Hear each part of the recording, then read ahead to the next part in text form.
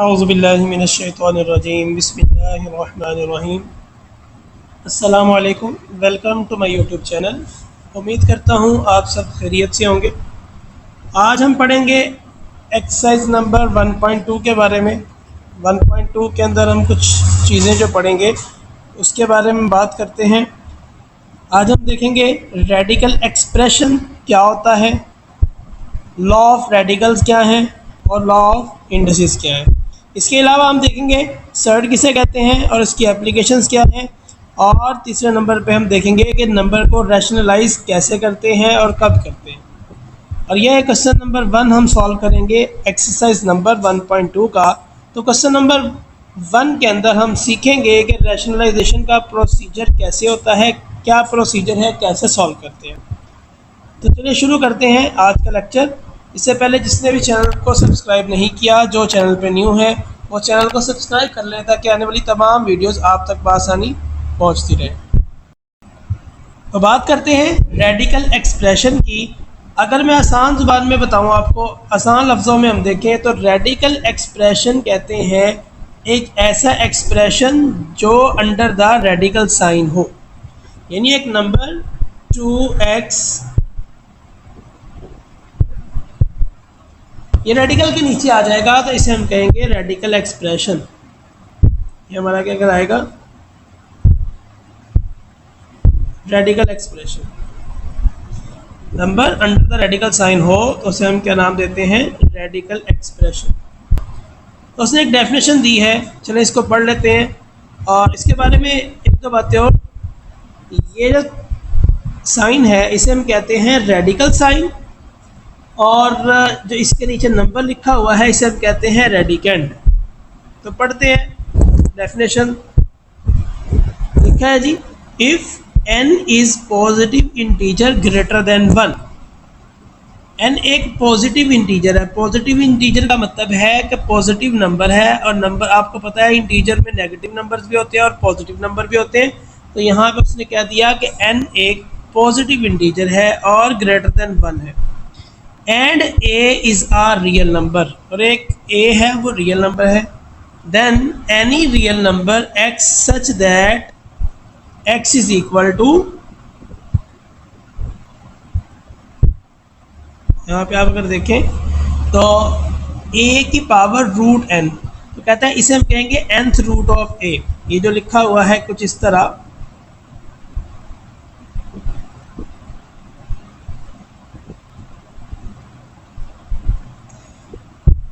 ये जो हमारे पास आ गया है इसे हम बोलेंगे nth root of a। Normally आपको पता है कि अगर यहाँ पे हमारे पास रूट होता है तो इसकी पावर होती है 1/2।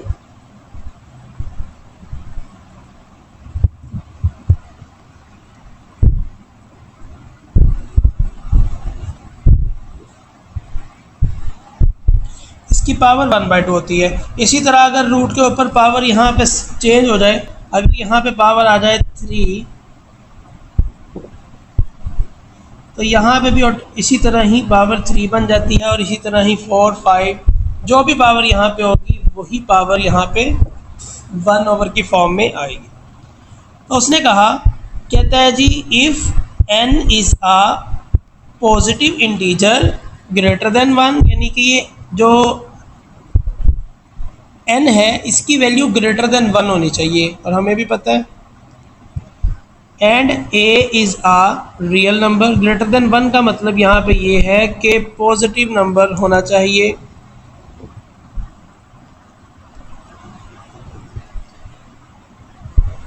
a is a real number, then any real number x such that, अगर एक नंबर इस तरह लिखा हो तो हम कहते हैं कि ये a का nth रूट है। a का क्या है, nth रूट। कहता है जी, हियर ये जो साइन है इसे हमने क्या दिया, radical, and n is the index of radical. यानी कि अगर हम बात करें यहाँ पे, तो ये जो n है इसको हमने नाम दे दिया है, इस n को, ये जो n है इसे हमने नाम दे दिया इंडेक्स का, और ये जो साइन है, ये वाला साइन, ये जो हमने अभी लगाया है इसे हम कहते हैं रेडिकल साइन, कहता है a real number under the radical sign is called radicand. जो रेडिकल साइन के नीचे नंबर होगा उसे हम नाम देंगे रेडिकेंट। तो यहाँ पे कुछ इसने एग्जांपल्स दी हैं। उसने कहा जी ये रेडिकल फॉर्म में लिखा हुआ है। इसके अलावा एक और बात कि रेडिकल फॉर्म को हम एक्सपोनेंशियल फॉर्म में कैसे कन्वर्ट करते हैं। तो रेडिकल फॉर्म को एक्सपोनेंशियल फॉर्म में कन्वर्ट करने का तरीका कुछ इस तरह है कि यहाँ पे हमारे पास एक नंबर लिखा हुआ है x is equal to nth root of a। तो जो भी यहाँ पे पावर लिखी होगी उसको हम 1/, की फॉर्म में लिख देंगे।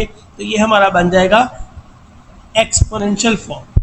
तो ये था हमारा रेडिकल। रेडिकल क्या होता है? रेडिकल के अंदर हमने कुछ चीज़ें पढ़ी। रेडिकल के अंदर हमने पढ़ा कि रूट क्या होता है, रेडिकल साइन क्या है, इंडेक्स क्या है, ये कुछ हम चीज़ें पढ़ चुके हैं। रेडिकल, इंडेक्स ऑफ रेडिकल, ठीक है जी। इसके बाद रेडिकेंट, तो ये आपको पता होना चाहिए, और एक्सपोनेंशियल फॉर्म ये भी पता होना चाहिए। तो चलिए आगे बढ़ते हैं। अगला हमारा काम है laws of radicals and indices. Radical का लॉज कहते हैं कि अगर आपके पास एक नंबर लिखा हुआ है मल्टीप्लाई की फॉर्म में और वो रूट के नीचे है, तो हम उन दोनों नंबर्स को सेपरेट कर सकते हैं। यहाँ पे देखें तो ये दोनों नंबर्स मैंने रूट के साथ सेपरेट कर दिए। अगर डिवाइड की सूरत में लिखे होंगे तो इसी तरह डिवाइड में भी हम सेपरेट कर सकते हैं। आपने छोटी क्लासेस में पढ़े हुए हैं। तो कहता है जी अगर हमारे पास a के ऊपर पावर m हो और उसके ऊपर रूट nth हो, तो हम कह सकते हैं कि m की पावर जो है वो बाहर होल में आ जाएगी और रूट nth बन जाएगा हमारे पास, जैसा कि पहले था। इसके अलावा हमारे और है कि अगर हमारे पास a का रूट है nth और उसके ऊपर होल पावर है n, तो इसका मतलब है कि ये a के ऊपर nth रूट है। इसको अगर एक्सपोनेंशियल फॉर्म में ले जाएंगे तो a के ऊपर आ जाएगा 1/n, और ये n, इस n से ये वाला n कैंसिल, तो हमारे पास इसको सॉल्व करके आएगा a। तो ये थे लॉज कि हम रेडिकल के जो नंबर्स हैं उसको किस किस तरह लिख सकते हैं। इसके बाद बात करते हैं इंडिसेस की। तो ये भी आपने पढ़ा हुआ है कि अगर दोनों नंबर्स हों और दोनों की बेस सेम हो तो उनकी पावर्स ऐड हो जाती हैं। मल्टीप्लाई हो रहा हो नंबर, दोनों नंबर मल्टीप्लाई हो रहे हैं और यहाँ पे इनकी बेस सेम है, तो यहाँ पे ये हमने क्या कर दिया, a की पावर m+n। इसी तरह अगर यहाँ पे हम बात करते हैं कि a के ऊपर पावर m है और होल पावर n है, तो वो कहता है जी इनको मल्टीप्लाई करना है, यानी पावर के ऊपर अगर पावर आ जाएगी तो ये आपस में क्या हो जाएंगे, m × n, तो mn, ये मल्टीप्लाई होके आएंगे। जिस तरह हमने रेडिकल के अंदर देखा था कि अगर हमारे पास एक नंबर है, दो नंबर हैं और आपस में मल्टीप्लाई हो रहे हैं और मल्टीप्लाई होने के साथ साथ उनके ऊपर पावर लगी हुई है, तो पावर दोनों नंबर्स के साथ सेपरेट कर सकते हैं। यहाँ पे देखें तो पावर हमने सेपरेट कर दी। यहाँ पे डिवाइड के सीन में भी यही है कि अगर हमारे पास दो नंबर है और डिवाइड हो रहे हैं और उसके ऊपर सेम पावर है n, तो हम कह सकते हैं कि इनकी पावर्स को सेपरेट कर देना है हमने, a की पावर n सेपरेट और b की पावर n सेपरेट। तो यहाँ पे फिफ्थ वाला लॉ है इंडिसेस का।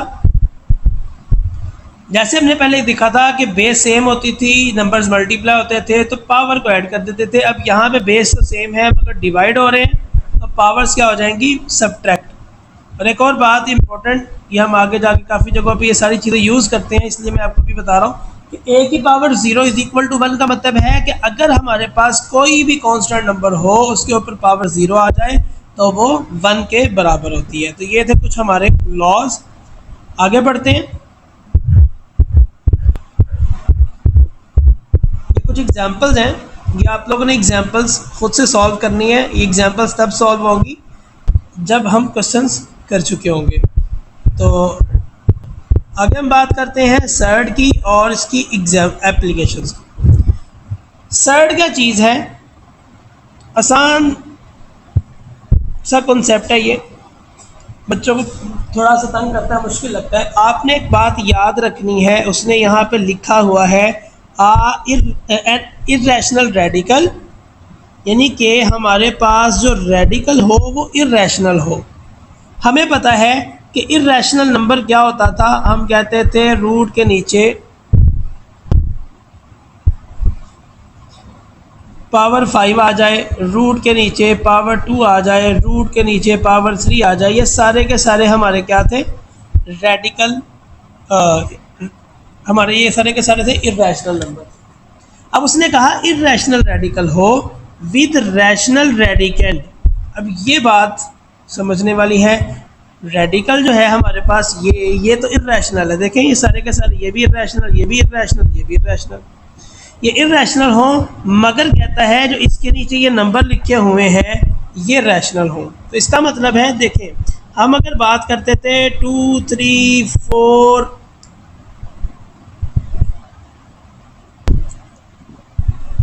5 6 7 8 9, ये सारे के सारे क्या थे हमारे रैशनल नंबर। जब हमने पढ़ा था रैशनल नंबर्स तो हमने कहा था ऐसे नंबर्स जो होल नंबर्स भी होते हैं वो सारे के सारे रैशनल नंबर होते हैं, और ऐसे नंबर जो पी ओवर क्यू की फॉर्म में लिखे जाते हैं वो भी सारे के सारे क्या होते हैं, रैशनल नंबर्स।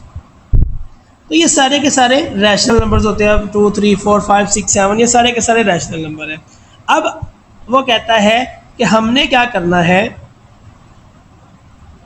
कि रैशनल नंबर हो और रैशनल नंबर को अगर हम रेडिकल की फॉर्म में लिख दें तो वो इर्रेशनल बन जाए। रैशनल नंबर को रेडिकल की फॉर्म में लिखने से इर्रेशनल बन जाएगा, तो उसे हम नाम देंगे, ये हमारी क्या है, सर। अब यहाँ पे अगर मैं बात करता हूँ कि 9 के ऊपर रूट लगा दें, तो 9 के ऊपर जब रूट लगेगा तो इसको हम सॉल्व कर सकते हैं। इसको सॉल्व करने से जो हमारा आंसर आएगा वो आएगा, इसको सॉल्व करके जो हमारा आंसर आएगा वो हमें पता है 3 आएगा। अब ये सॉल्व होके 3 आ गया, ये रेडिकल नहीं रहा, इसलिए इसे हम सर्ड नहीं कह सकते। तो यानी कि अगर हमारे पास एक नंबर हो और उसके ऊपर अगर हम रूट लगा दें और वो नंबर इर्रेशनल बन जाए, ऐसे रेडिकल्स को हम कहते हैं सर्ड। तो मेरा ख्याल है आपको बात समझ आ गई होगी। अगर नहीं समझ आई तो आप कमेंट बॉक्स में पूछ सकते हैं, मैं आपको इसका आंसर कर दूंगा। तो लिखा हुआ है एन इर्रेशनल रेडिकल, यानी कि जो रेडिकल बने वो इर्रेशनल बने। ये देखिए इर्रेशनल रेडिकल बने हैं विद रैशनल रेडिकल, यानी इसके जो नीचे जो नंबर था जो हमने लिखा था वो रैशनल हो। हमें पता है 2 3 4 5 6 ये सारे के सारे क्या हैं, रैशनल। यानी कि रैशनल नंबर लिखने के बाद जो हमारे पास बनेगा वो इर्रेशनल रेडिकल बने। अब ये 9 वाला जो हमने लिखा है √9, अब ये नंबर तो 9 रेडिकल रैशनल है, मगर जब इसको रेडिकल की शक्ल में लिख देंगे, रेडिकल की शक्ल में लिखने के बाद ये हमारे पास इर्रेशनल नहीं रहता, इसलिए इसे हम सर्ड नहीं बोलते। तो यहाँ पे मैंने डेफिनेशन बता दी आपको। एग्जाम्पल में कहता है if we take nth root of any rational number a, ये लिख दिया, कहते हैं इसे सर्ड कहेंगे। तो देखिए √5 is surd because square root of 5 does not give a whole number, but कहता है √9 इज नॉट अ सर्ड। मैंने अभी बताया √9 सर्ड नहीं है, क्यों, it simplifies a whole number 3, our result is not an irrational number. तो ये इनकी एग्जांपल्स हैं। हाँ ये देखें यहाँ पे उसने इर्रेशनल नंबर लिख दिया रेडिकल के अंदर। यहाँ पे अगर देखें तो पाई जो है हमारे पास इर्रेशनल है। अगर रूट के नीचे इर्रेशनल नंबर आ रहा हो तो ये हमारे पास सर्ड नहीं है। क्यों सर्ड नहीं है, क्योंकि हमने बात की थी कि रूट के नीचे जो नंबर आए वो रैशनल नंबर होना चाहिए। तो ये था हमारा सर्ड का कॉन्सेप्ट। थोड़ा सा आगे बढ़ते हैं। तो यहाँ पे कुछ टाइप्स हैं, डिफरेंट टाइप्स हैं सर्ड की। तो पहली टाइप, इसमें वो कहता है सर्ड कंटेन आ सिंगल टर्म। जो सिंगल टर्म होगी, सिर्फ देखिए सिंगल लिखा हुआ है √5 √7, तो ऐसी सर्ड को हम नाम देते हैं मोनोमियल सर्ड। दूसरी टाइप हमारी है a surd which contain the sum of two monomial surd is called binomial, यानी कि दो मोनोमियल सर्ड पकड़े अगर हम, ये देखिए जिस तरह ये थी, इन दोनों को अगर हम जमा करते तो दो मोनोमियल सर्ड को इकट्ठा करके हमने जमा साइन के साथ जोड़ दिया है, तो इसे हम कहेंगे बाइनोमियल। और इसके अलावा अगर हम बात करते हैं दो सर्ड्स √a + √b और √a - √b, तो इसे हम कहेंगे ये कॉन्जुगेट सर्ट है फॉर ईच अदर। यानी कि अगर हमारे पास एक नंबर लिखा है फॉर एग्जांपल √3 प्लस √5, तो इसको अगर हम लिख दें √3 माइनस √5, तो ये हमारे पास क्या बन जाएगी, ये हमारे पास कॉन्जुगेट सर्ट बन जाएगी। अब देखिए कॉन्जुगेट का क्या मतलब है, अगर हमारे पास यहाँ पे साइन प्लस का है तो नेगेटिव का लग जाए, अगर यहाँ पे नेगेटिव का साइन है तो यहाँ पे साइन आ जाए पॉजिटिव, तो ये हमारे पास एक दूसरे के कॉन्जुगेट सर्ट्स होती है। ठीक है जी, तो ये थी सर्ट की डेफिनेशन और सर्ट की टाइप्स। एक बात जो यहाँ पे आपने याद रखनी है, ये टेबल है, कहते हैं every surd is an irrational number. हर सर्ट जो है वो इर्रेशनल नंबर होती है। देखिए ये भी इर्रेशनल, ये भी इर्रेशनल, ये भी irrational, but every irrational number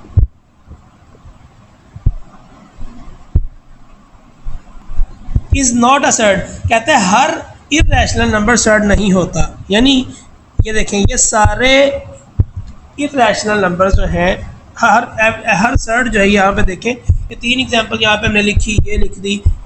हर एक सर्ट जो है वो इर्रेशनल नंबर ज़रूर होती है, मगर हर एक इर्रेशनल नंबर सर्ट नहीं होती।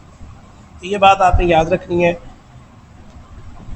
और एक और बात है, ये वाला बॉक्स देखें, उसने कहा the product of 2 conjugate surds is a rational number. ये देखें ये और ये दोनों कॉन्जुगेट सर्ट हैं। अगर हम इनको मल्टीप्लाई कर दें, प्रोडक्ट ले लें, इनको मल्टीप्लाई कर दें, तो जो आंसर आएगा वो हमारे पास आएगा रैशनल नंबर। तो ये बातें आपने याद रखनी है एमसीक्यूज के लिए भी, और कॉन्सेप्ट भी याद रखने हैं ताकि क्वेश्चंस में मसला ना हो। तो आगे बढ़ते हैं, बात करते हैं रैशनलाइजेशन ऑफ डिनोमिनेटर। तो ये बात हम डिटेल में बात करेंगे एक्सरसाइज नंबर 1.2 का क्वेश्चन नंबर जो 1 करेंगे उसमें। तो चलिए शुरू करते हैं एक्सरसाइज नंबर 1.2 का क्वेश्चन नंबर 1। तो पहले क्वेश्चन नंबर 1 को रीड करते हैं, उसने क्या बोला है। कहता है जी क्वेश्चन नंबर 1 में रैशनलाइज द डिनोमिनेटर। डिनोमिनेटर होते हैं नीचे वाली वैल्यूज़, जो हमारे पास फ्रैक्शन होती है उसमें जो नीचे वाली वैल्यूज़ होती हैं उसे हम डिनोमिनेटर बोलते हैं। कहते हैं रैशनलाइज करना है डिनोमिनेटर से। तो पहला जो इसका क्वेश्चन का पहला पार्ट है वो शुरू करते हैं।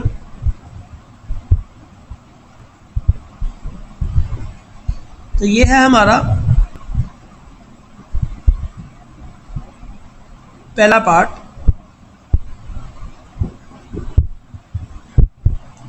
कहता है जी सवाल 13 डिवाइडेड बाय 4 प्लस √3।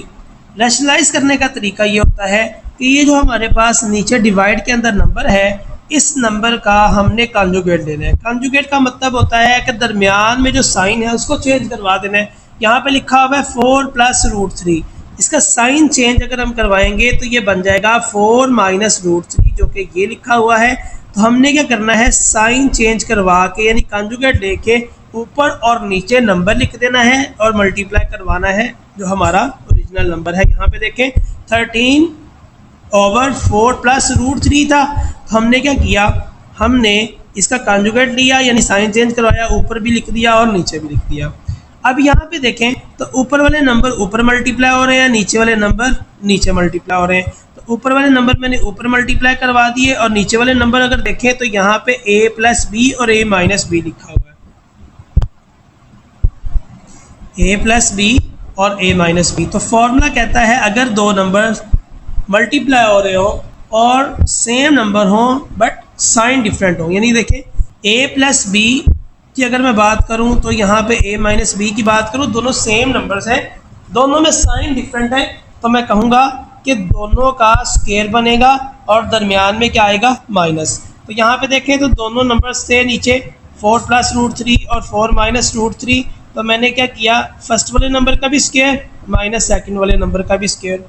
अब ऊपर वाला नंबर एज इट इज आ जाएगा दोबारा, यहाँ पे एज इट इज आ गया 13/4, 13 इंटू 4 माइनस √3 और नीचे आ जाएगा 4 का स्क्वायर होता है 16 और -3। ऊपर as it is 13 into 4 minus root 3 और नीचे 16 में से अगर हम माइनस करें 3 तो ये 13 आता है, तो ये 13 इस 13 से कैंसिल, हमारे पास जो आंसर आएगा वो आएगा 4 माइनस रूट 3। अब बात करते हैं रैशनलाइजेशन करते हैं क्यों है। रैशनलाइजेशन इसलिए करते हैं कि हमें अगर डिवाइड के अंदर रूट वाली वैल्यूज़ नज़र आ रही हों तो हमने उन रूट वाली वैल्यू को ख़त्म करना होता है नीचे से, डिवाइड के अंदर से, यानी डिनोमिनेटर से हमने रूट वाली वैल्यू को ख़त्म करना है। रूट वाली वैल्यूज़ को डिनोमिनेटर से ख़त्म करने को हम कहते हैं रैशनलाइज करना। तो ये हमारा पहला पार्ट था क्वेश्चन नंबर 1 का। अब हम बात करते हैं क्वेश्चन नंबर 1 के पार्ट नंबर 2 की तरफ चलते हैं। पार्ट नंबर 2 में क्वेश्चन है root 2 plus root 5 divided by root 3। तो यहाँ पे नीचे एक ही नंबर है रूट 3, तो इसको रैशनलाइज कैसे करते हैं, हमने इसी को ऊपर भी और नीचे भी मल्टीप्लाई करवा दिया ओरिजिनल नंबर के साथ। तो यहाँ पे देखें तो ये ऊपर नंबर मल्टीप्लाई हो जाएंगे, ये 3 और ये, और नीचे रूट 3 और रूट 3 मिलेंगे तो रूट 3 का होल स्क्वायर बन जाएगा, स्क्वायर रूट से स्क्वायर कैंसिल, तो ऊपर आ जाएगा। अगर हम इसको मल्टीप्लाई करवाते हैं तो रूट 3 इंटू रूट 2 तो रूट 6 आ जाएगा, क्योंकि हमने भी पढ़ा था कि अगर दो डिफरेंट नंबर्स लिखे हों रूट वाले तो सिंगल रूट के नीचे इसको लिख के मल्टीप्लाई कर सकते हैं। और यहाँ पे देखें तो ये रूट 3 और रूट 5 आ जाएगा, तो ये हमारा क्या आ गया इसका आंसर। अब हम बात करते हैं नेक्स्ट क्वेश्चन की तरफ चलते हैं। पार्ट नंबर 3 है हमारा। पार्ट नंबर 3 में उसने हमें कहा है कि root 2 minus 1 divided by root 5। तो सेम प्रोसीजर है कि रूट 5 को ऊपर और नीचे हम लिख के मल्टीप्लाई करवा देंगे नंबर से, तो ऊपर वाले नंबर ऊपर मल्टीप्लाई होंगे, ये वाले दोनों नंबर इधर से मल्टीप्लाई हो जाएंगे इसके साथ, और ये नंबर इसके साथ मल्टीप्लाई हो जाएंगे।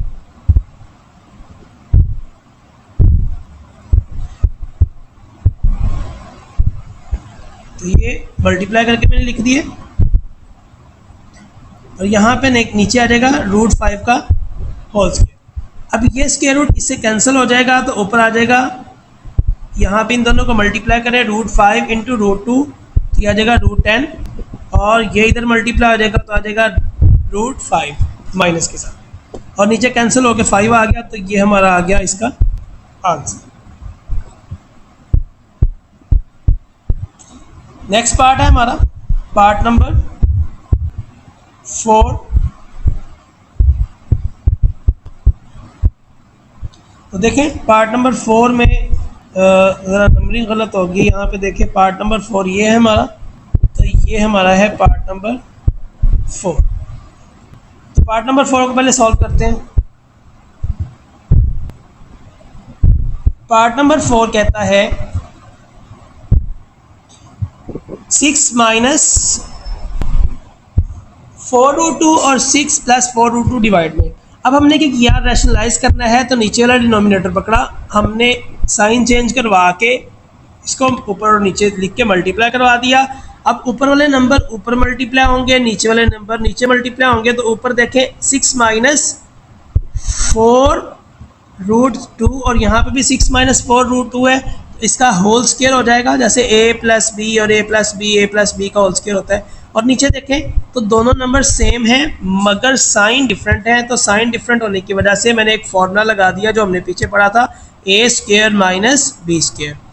तो ऊपर वाला जो हमारा काम है वहाँ पे हम फॉर्मूला लगाएंगे a का स्क्वायर प्लस b का square minus 2 into a into b, और नीचे हमारे पास आ जाएगा a square minus b square. तो जब हम इसको सॉल्व करेंगे तो 6 का स्क्वायर होता है 36, 4 के ऊपर स्क्वायर था तो 16 हो गया स्क्वायर, और रूट कैंसिल, तो ये हमारे पास आ जाएगा 2, और यहाँ पे 6 2 ज़ार 12, 12 4 ज़ार 48 आ जाएगा, और साथ में आ जाएगा रूट 2। नीचे हम देखें तो 36 आ जाएगा, और 16 मल्टीप्लाई बाय 2 आ जाएगा 32। अभी हम इसको सॉल्व करेंगे, 36 आ जाएगा, 16 इंटू 2 करेंगे तो 32 आता है, माइनस 48 रूट 2 आ जाएगा, और इसके बाद हम इनको सिंप्लीफाई करवाएंगे सिंप्लीफाई करने का तरीका ये होता है 36 प्लस 32 ये दोनों आपस में ऐड होंगे, यहाँ पे आ जाएगा और ये साथ में एज इट इज़, और नीचे 36 में से 32 आएगा तो 4 आ जाएगा। अब हम इन दोनों में से कुछ कॉमन निकाल सकते हैं ताकि इसको 4 के साथ कट करवा दें। नीचे 4 है तो 4 कट जाएगा, तो 4 दोनों में से अगर हम कॉमन निकालें, यहाँ पे 17 आता है और यहाँ पे आता है 12, ये 4 इस 4 से कैंसिल, तो यहाँ पे रहेगा 17 माइनस 12√2। तो ये तो हमारा पार्ट नंबर 4। नेक्स्ट पार्ट की तरफ चलते हैं, पार्ट नंबर 5 की तरफ। तो ये है हमारा पार्ट नंबर 5, इसको आप करेक्ट कर लीजिएगा, देख लीजिएगा। पार्ट नंबर 5 कहता है कि √3 और √2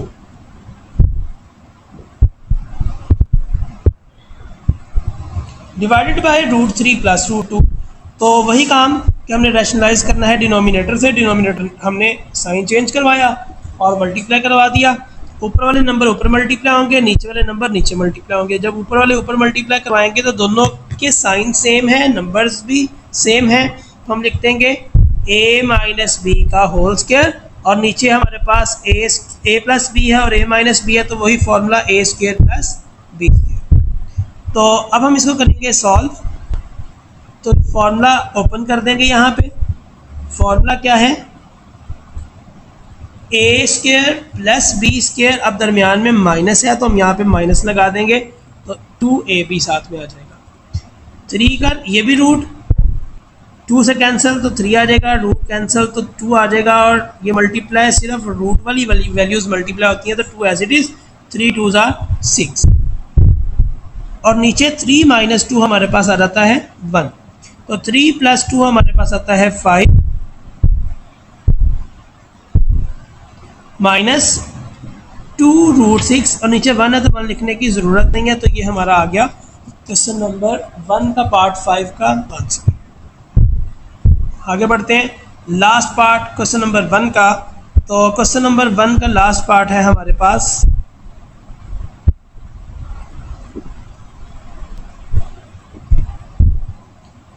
कहते हैं 4√3 डिवाइडेड बाय √7 प्लस √5। तो हमने ये वाला जो नीचे वाला नंबर है इसके अकॉर्डिंग हमने चलना है। ये जो नीचे लिखा हुआ है तो इसके हमने साइन चेंज करवाई, यानी कॉन्जुगेट लिया और हमने ऊपर और नीचे मल्टीप्लाई करवा दिया। और इसके अलावा हमने क्या किया, हमने यहाँ पे ऊपर वाले नंबर ऊपर मल्टीप्लाई करवाए और नीचे वाले नंबर नीचे। ऊपर वाले नंबर ऊपर मल्टीप्लाई करवा के हमारे पास ये आ गया, और नीचे हमारे पास एक फॉर्मूला बनता है a square minus b square. तो ऊपर मल्टीप्लाई करवाएंगे तो जब हम इन नंबर्स को मल्टीप्लाई करवाएंगे, इन दो नंबर्स को, तो 4 हमारे पास एज इट इज़ आ जाएगा, और √3 और √7 ये मल्टीप्लाई होंगे तो √3 आएगा, क्योंकि हमने देखा था कि रूट वाले नंबर आपस में मल्टीप्लाई हो सकते हैं, रूट वाले नंबर होल नंबर के साथ मल्टीप्लाई नहीं होते।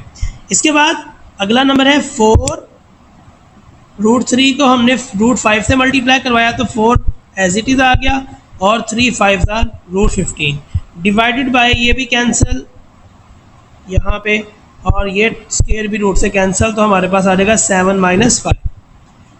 अब अगर हम बात करें ऊपर तो आता है 4√21 माइनस 4√5 डिवाइडेड बाय 7 माइनस 5 आता है 2। तो हम ऊपर दोनों में से 2 कॉमन लेंगे, क्योंकि 2 से कैंसिल होना है, तो ये दोनों कैंसिल हो गए, तो 2√21 माइनस 2√15, तो ये हमारा यहाँ पे बच गया, और ये आ गया हमारा आंसर।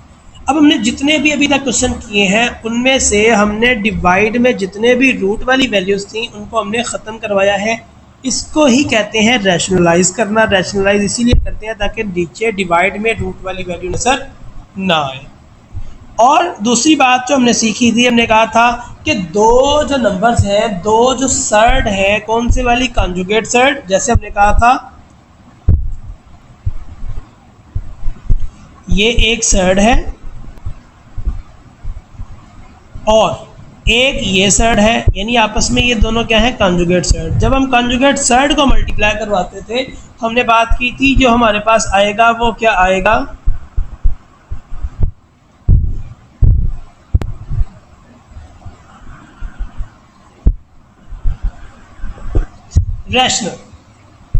Rational number. तो यहाँ पे देखें, हमने अभी तक जितने भी पार्ट किए, यहाँ पे देखें ये कॉन्जुगेट सर्ड थी, ऊपर ये वाली कॉन्जुगेट सर्ड को जब हमने सॉल्व करवाया था तो नीचे देखें हमारे पास 7 - 5, तो ये हमारे पास कितना आ रहा है 2। तो ये देखें हमारे पास रैशनल नंबर आ रहा है। तो जब भी हम कॉन्जुगेट सर्ड्स को मल्टीप्लाई करवाते हैं तो हमारे पास जो आंसर आता है वो क्या आता है, रैशनल नंबर। तो ये आपने याद रखना है एमसीक्यूज़ के लिए, इम्पोर्टेंट बात है। तो ये था हमारा आज का काम, क्वेश्चन नंबर 1, और कुछ हमने थ्योरी डिस्कस की। अगर आपको कोई भी इशू आता है क्वेश्चन सॉल्व करते वक्त, आपको समझ नहीं आती, आप कमेंट बॉक्स में पूछ सकते हैं, इंशाल्लाह आपको इसका आंसर मैं कर दूंगा। बाकी आप इसकी प्रैक्टिस करें ताकि आप लोग आने वाले अगले क्वेश्चंस में इसको आसानी से सॉल्व कर सके, क्योंकि आगे जो हमारे पास क्वेश्चन आएंगे उनमें ये सारी चीज़ें यूज़ होंगी। तो आपने इसको बड़े अच्छे से ध्यान से करना है और अच्छी से इसकी प्रैक्टिस करनी है। ये इंपॉर्टेंट क्वेश्चन है एग्ज़ाम के लिए भी।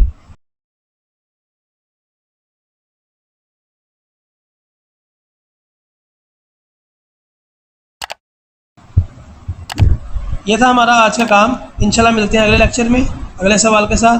तब तक के लिए अल्लाह हाफिज़।